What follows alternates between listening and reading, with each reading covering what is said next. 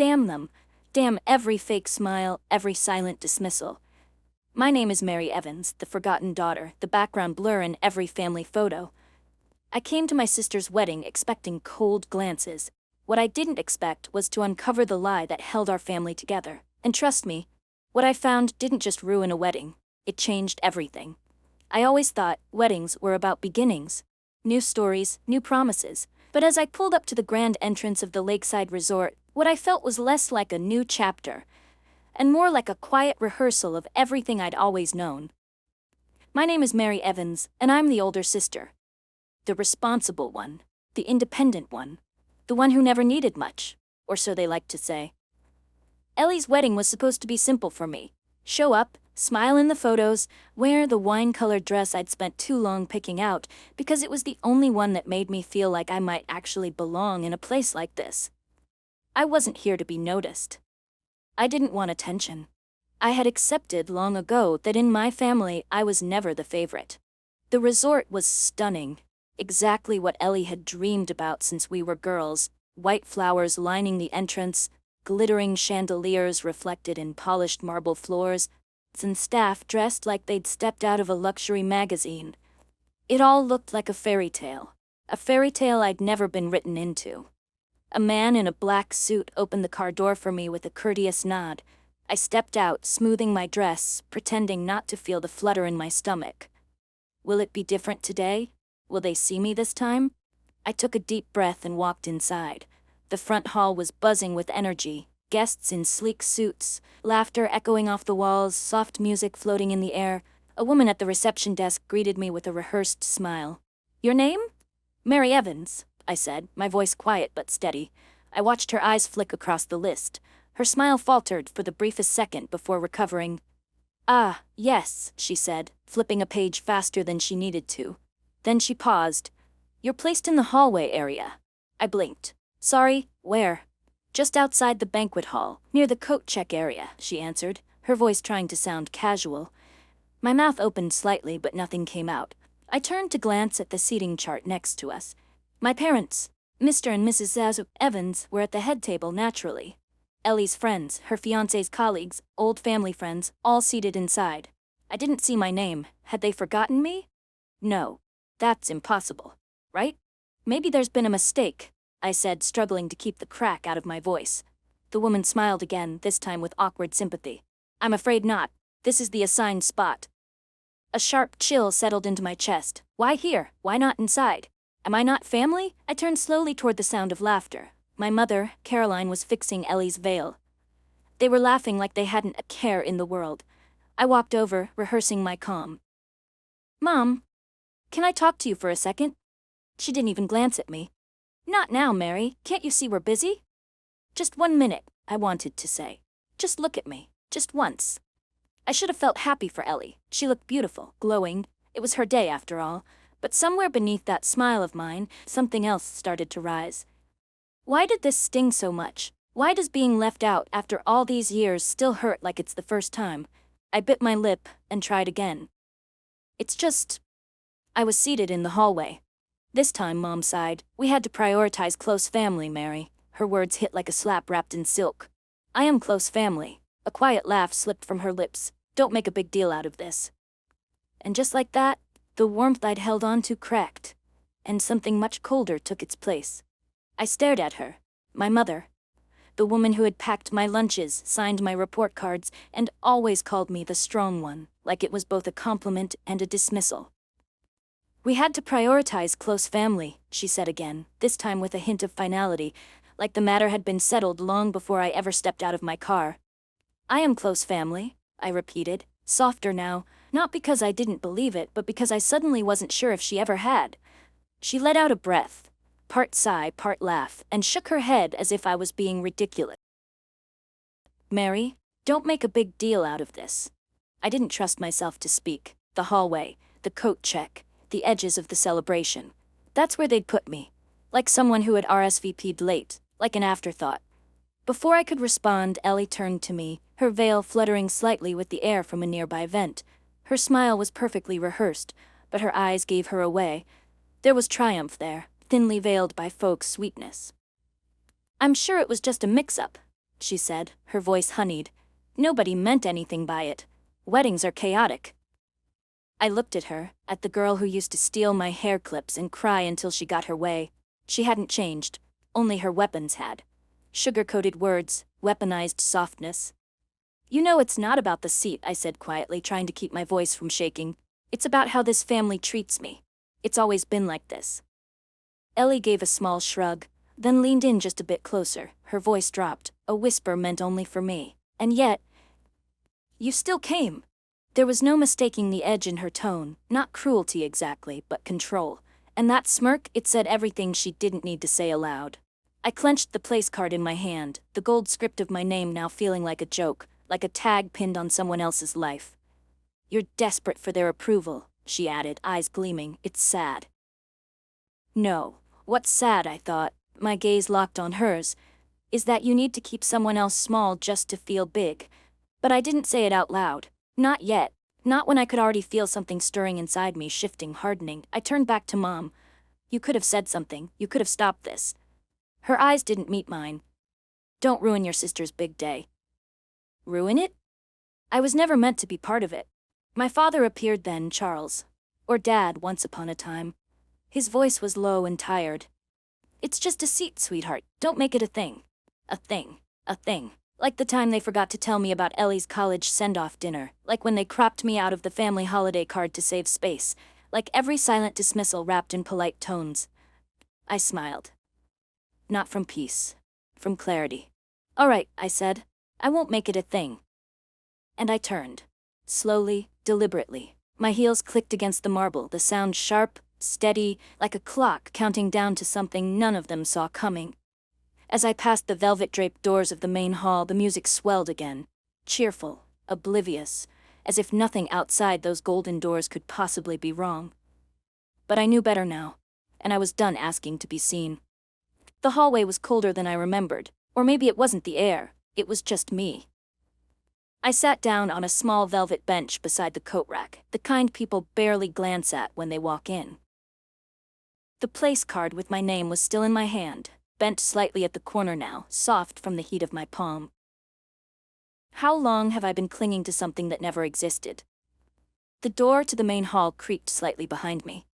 And for a moment I thought someone had come to find me, to say it was a mistake after all. But no. Mary. I turned slowly. It was Ellie. Of course it was. She stood in the doorway, arms crossed loosely, her veil fluttering slightly in the breeze from the air vent above. Her expression was unreadable, half smile, half challenge. Are you upset? She asked. Not concerned, curious, like a scientist poking at a specimen. I laughed, low and dry. I'm not upset, I'm disappointed. Her head tilted to the side, her expression amused. You're always so sensitive. It's just a seat, Mary. Who even cares? You don't get to say that, I thought. Not when you've been center stage your whole life. It's not about the seat, I said, my voice even, but sharp enough to cut through her tone. It's about what it represents. She rolled her eyes. You still showed up, still wore the pretty dress, still hoping to be seen.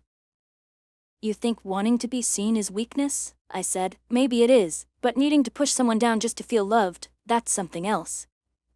For a second, just a flicker, her smile faded, but then she laughed, light, controlled, like it didn't touch anything real. And just like that, she was gone again. Back into the warm glow of the hall, where the music played on and no one knew what had just cracked. I leaned back against the wall, staring at my reflection in the glass. Then a memory hit me, sharp and unwanted. Thanksgiving. 3 years ago. Ellie had been traveling.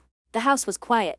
Mom asked me to go to my old room and find some photo albums. It felt nice, almost normal, until I opened that drawer, that light brown leather notebook.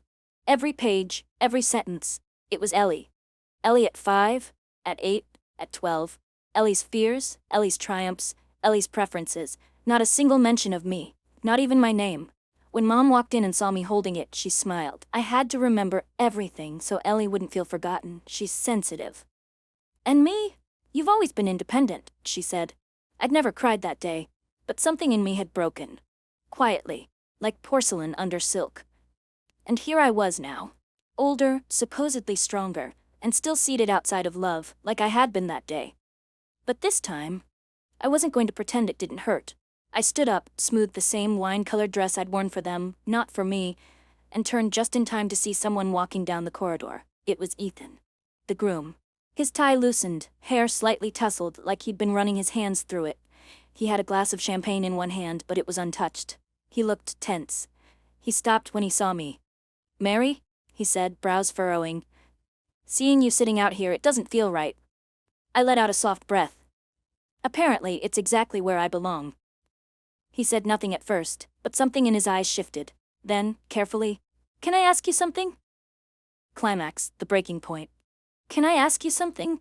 Ethan said, voice lower now, like the walls might be listening. I met his eyes, surprised at the sudden gravity behind them. "Go ahead." He hesitated, then reached into the inside pocket of his jacket and pulled out his phone. His fingers hovered over the screen for a moment before he looked back up at me. "Has Ellie ever said anything strange about me or us?" I blinked. "Strange? Where do I start?" "You mean behind your back?" I asked. His jaw tightened. "Not just that. Lately she's been different, secretive, controlling even.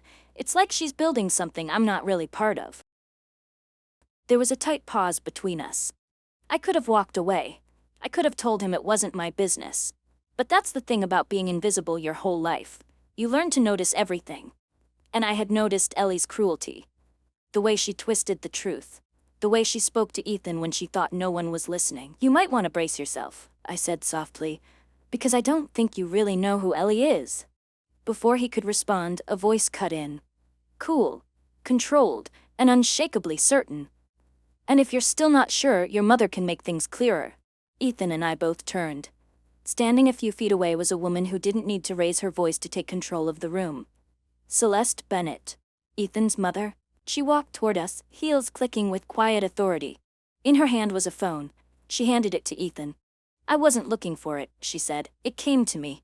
Ethan's fingers swiped across the screen. First one message, then another, and then his face changed. His lips parted slightly, his brow furrowed, then dropped. I saw his shoulders rise slowly, like his body was preparing for an emotional blow. I couldn't see the screen. I didn't need to.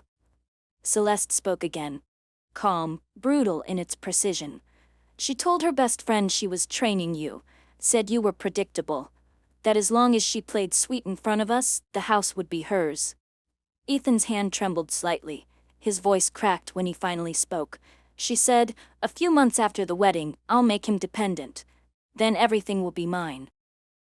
My breath caught. I looked at Ethan and saw something I recognized. That moment where clarity doesn't liberate you, it crushes you. Celeste placed a hand lightly on his shoulder. "I'm sorry you had to hear it this way." Ethan stared down at the screen again, then looked at me. Why didn't I see this? I didn't answer. Maybe he had. Maybe he just didn't want to believe it. The three of us stood there in a hallway dressed for celebration yet charged with betrayal. Then Celeste turned to me, her voice gentler now. "Mary, thank you for not turning away." I nodded. I didn't need gratitude. I just needed this moment, the moment the truth no longer stayed buried, and just then, a door behind us opened. The air shifted. Ellie walked in, still in her pristine white gown, but something was off now. Her steps were too sharp, her eyes too wide, the confidence she wore like perfume had started to wear thin. "What's going on?" she asked, her voice higher than usual. "Why are you pulling people out of the wedding?" Ethan stepped forward. In his hand was a white envelope. "You know what this is?" he said, voice calm now, clearer than I'd ever heard it. Ellie froze. "A petition to annul the marriage," he said, "and I've already signed it." The silence that followed was the kind that shifts the earth beneath your feet. Conflict. The envelope sat on the table between them like a weapon. Ethan's voice had barely risen, but the words landed like thunder. "A petition to annul the marriage." Ellie's mouth opened, then shut, her fingers clenched around the edge of her veil as if it could anchor her to something solid, something that wasn't unraveling. "You're joking," she said finally, her tone flat, testing. "No," Celeste answered, sharp and certain. "We read everything, every message, every word you said about Ethan, about me, about this family." Ellie laughed, high-pitched, brittle. "It was private, jokes between friends, you're blowing things way out of proportion." Ethan's knuckles turned white around the edge of the table. "And the divorce consultation you filed last month, was that a joke too?" That shut her up. The door opened again. This time it was my father, Robert. He looked like someone had pulled him out of a deep sleep and thrown him into a storm. His suit was slightly wrinkled, his face pale. He scanned the room. "What's going on?" Celeste didn't say anything. She didn't have to. "Is this true?" he asked Ellie directly. Ellie didn't answer. He turned to Mom. "Did you know about this?" Caroline shook her head, barely audible. I didn't think Ellie could." "You never think," Dad cut in. "That's always been your problem. You never look at what's really happening." Then he turned toward me. His eyes, normally distant, unfocused, met mine squarely. "Mary," he said, his voice lower, slower than I'd ever heard it. "I'm sorry." I froze. My mouth parted, but nothing came out. He continued, his tone heavy. "I've been silent too long, let things fester, and I know now, you were right, about Ellie, about all of it." I didn't know what hit harder, his apology, or the fact that for the first time in years, he was really seeing me. Across the room, Ellie let out a dry laugh. "Oh, so that's how it is now? You're all turning on me?" "No one's turning on you," Ethan said coldly. "You did this to yourself." Ellie's eyes blazed as she spun to face me. "This is all your fault," she hissed. "You've always hated me, always tried to make Mom feel guilty for loving me more." My heart pounded, but I didn't flinch. "I didn't make her feel guilty," I said quietly. "She did that all on her own." Mom looked at me, and for the first time, maybe the only time, she looked uncertain, as if something deep inside her was beginning to crack. "You just want to take everything from me," Ellie shrieked, her voice rising. "You want to ruin this day, steal it from me like you always do." "I don't want anything from you," I said, still calm. "I just want the truth to be seen." There was a pause, long, raw, silent. Then Mom took a shaky step forward. She looked at Ellie, really looked. And I saw it, the recognition of who her daughter truly was. "I can't defend you anymore," she whispered. Ellie's mouth fell open. She turned back toward me, desperation overtaking her anger. "You're not the victim here, Mary. You were always cold, always distant." I took a breath, no longer trembling. "I was quiet," I said. "There's a difference." Ellie's shoulders shook, her fists clenched. "Everyone always takes your side," she spat, "even now." I looked around. No one had moved. No one had come to her side. Not Ethan, not Celeste, not Mom, not Dad, no one. And in her eyes, I saw it. Not anger, fear. For the first time in my life, Ellie looked afraid, because she was no longer in control, and she knew it. Ellie stood in the center of the room, wrapped in white satin and silence. No one came to her side. No one defended her. And the air, it was different now. Heavier, sharper. Like the truth had cracked through the glossy surface of everything she'd built. I watched her mouth open and close, searching for the next manipulation, the next twist in her endless performance. But nothing came. Because for the first time in her life, she wasn't the one holding the script. And I wasn't playing the background character anymore. "You always wanted to take me down," she whispered, but her voice was no longer filled with fire, just smoke. The aftermath. "You never let me have one peaceful moment." I didn't move. I didn't need to answer. She charged, heels clicking hard against the floor, but before she could reach me, a steady arm slid between us. "Celeste." "That's enough," she said, calm as steel. "Get out of my way." "You've caused enough chaos," Celeste said, not raising her voice.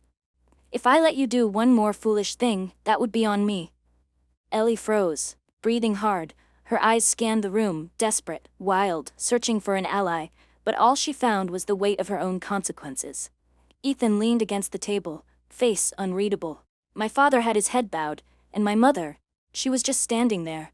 Tears welled in her eyes, but she didn't speak. She clutched her purse like a lifeline, eyes red, lips trembling. And me? I stood quietly in the center of it all. Not out of weakness, but out of strength. For the first time in my life, I wasn't waiting for permission to speak. I wasn't hoping to be included, seen, or spared. I had already made my decision. This wasn't my family. Not anymore. Ellie turned away from us all, her gown trailing behind like a ghost of who she wanted to be.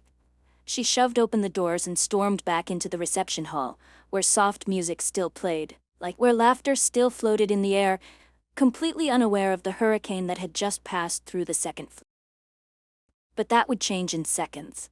I followed behind, slow, measured, not to confront her, not to shame her, but because I wasn't going to hide anymore. I wasn't the girl by the coat rack. I wasn't the silent one in the family photo, I was Mary Evans. And I had finally stepped into the room, not just physically, but fully. No more waiting to be chosen. No more asking for a seat.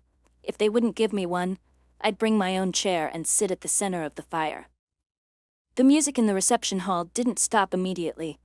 It lingered, bright, cheerful, oblivious, like a party refusing to recognize that it had just become a battlefield. Ellie burst through the grand doors like a hurricane in silk and satin. Her hair was no longer perfectly pinned, her makeup slightly smudged beneath her eyes. The crowd turned slowly at first. Then, all at once, laughter faded, forks paused midair, whispers ignited like sparks. "You think you can humiliate me like this?" Ellie shouted, her voice sharp and trembling. I stood just behind the threshold, watching. I didn't speak. I didn't need to. She had chosen her stage, and now she was standing alone in its harshest light. "I gave everything for this day," she cried. "Months of planning, every detail. And now, over a few messages, a few meaningless words, you're gonna destroy me?" No one answered. From the center of the room, Ethan stepped forward, calm, unshaken. "No one destroyed you, Ellie," he said. "You did that yourself." The words didn't need volume. They carried on their own, clean and final. "I loved you," she pleaded, turning to him. "I did everything for our future." Celeste stepped in beside her son, composed, regal, her voice like ice on glass. "You never wanted a future, Ellie. You wanted control." The guests were starting to understand. A quiet ripple passed through the room. A few set down their glasses, others exchanged glances. Some looked away entirely. Ellie scanned the faces in the room. No one was stepping forward. No one was standing with her. She pointed at me, her voice rising again. "She made all of this up. Mary's always been jealous of me. She spent her whole life trying to make everyone see me as the villain." I stepped into the hall then, one step, then another. Calm, grounded. I met her eyes. "I don't need to make you look like the villain, Ellie." I let the words hang there. The truth carries its own weight. Silence. It was the loudest sound in the room. She turned desperately to Ethan. "You can't leave me. I'm your wife. We made vows." Ethan pulled the white envelope, the annulment papers, from his pocket once again. He held it up. "I already did." Ellie froze. For a second, I saw her, not as the perfect sister in her tailored life, but as the terrified girl behind the performance. And then, it slipped. The mask, the poise, the illusion. Her hands clenched into fists. Her shoulders dropped. She turned and ran through the maze of white flowers and half-eaten cakes and guests that now looked at her not with envy, but with truth in their eyes. She didn't vanish through the exit. No, she vanished through exposure. And I stood there, not victorious, not cruel, just free, no longer apologizing for taking up space in a family that never wanted to make room, just standing, just breathing. And for the first time in my life, I was no longer holding myself together, because I didn't need to. I was already whole. A week after the wedding, I woke up in my small Boston apartment to a silence I didn't resent. No wedding flowers, no violin music, no eyes watching me like I was either too much or not enough. Just me, and the hum of the city outside my window. My phone buzzed. Again. "Mom, 9th call in 3 days." I didn't answer. I'd already heard enough. In that conference room, under those chandeliers, and in every quiet moment of my childhood when I learned how to shrink so someone else could shine. She didn't get to rewrite the story now just because the audience had stopped clapping. Later that afternoon, as I made coffee, a message lit up the screen. "I know you're angry. I can't change the past, but I want to see you. Just the two of us. Dinner?" I stared at it for a long time. The old me, the one in the wine-colored dress who still clung to the place card like it meant something, she would have said yes. She would have picked out something nice to wear, arrived 5 minutes early, and tried not to cry when her mother said, "You've always been the strong one." But that girl didn't live here anymore. I put the phone down, no reply, no anger, just no longer necessary. That evening, I walked along the Charles River. Small lights lined the railing, glowing softly against the water. Strangers passed me, some laughing, some silent. None of them knew who I was, and that felt good. I sat on a stone bench near the bridge and pulled out an old photo from my wallet. Christmas, age 16. Ellie front and center, red dress, smile wide. Mom beside her, hand on her shoulder. Me? I was in the back, half hidden behind the tree. I looked at it for a long time. Then I folded it gently and slipped it back into my bag. Not out of bitterness, but out of finality. I didn't need to destroy it, I just didn't need to carry it anymore. Later that night, another call came through. "Dad, Robert?" This time I picked up, not because I expected anything, but because I knew he wouldn't call unless it mattered. His voice was rough, careful. "Mary, I'm not good with words, you know that." I didn't say anything. But when you spoke and your mother saw who Ellie really was, I think for the first time she understood how alone you've been. There was a long pause. "I was wrong," he said, "and I know that doesn't fix anything, but I want you to know." I closed my eyes, no tears. Just a quiet kind of peace. "Thank you, Dad," I said softly. "But I don't need an apology anymore. I just need freedom." That night, I pulled the old family photo album off the shelf. I didn't burn it, I didn't tear it up. I placed it in a box, closed the lid, and set it on top of the wardrobe. An era had ended, and I didn't need to look back. The next morning I booked a trip to Maine. I'd always wanted to go, but there was always a family event, a reason to stay, a quiet sense of guilt whispering, "You're needed." Not this time. This time, I chose me. Not out of spite, out of self-respect. Because belonging isn't about blood, it's about being seen, heard, respected. And if the ones who raised you can't offer that, then it's not your fault you had to find it elsewhere. Sometimes, the bravest thing you can do isn't to stay and fix it. It's to leave without waiting for anyone to follow.